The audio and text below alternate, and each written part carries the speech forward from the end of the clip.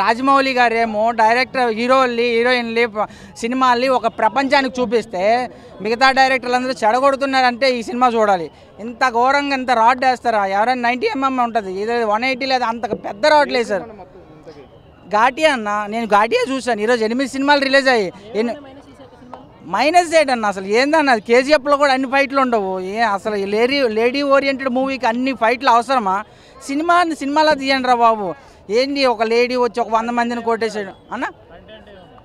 Content ఏముందంట నాకు ఘాటీ బతుకులు తీస్తారంట, మారుస్తామంటారు. ఆ బతుకులే మార్చలేదు. అదేవో ఒక ఘాటీ బతుకులు గంజాయి మోసే బ్యాచ్లు మారుస్తామంటారు. ఆ బతుకులుగా సరిగ్గా కూడా చూపించట్లే. అలాగ సినిమా ఘాటీ అంటే నేను ఆ ఘాట్ రోడ్లు, ఆ మారేడుమిల్లి, అరకు అట్లా అనుకొని పోయినా కానీ దానికి సంబంధమే లేదు సినిమా. ఎంతసేపు రాజమౌళి మనందరిని పెట్టుకుని అంతేనా? లేదన్న, క్రిష్ తీసినట్టు లేదన్న. ఆయన అసిస్టెంట్ డైరెక్టర్ తీశాడు cinema. Anushka top, cinema flop. ఇంతకు ఏటన్నా సినిమా చూసావు కదా? వచ్చావా నువ్వు?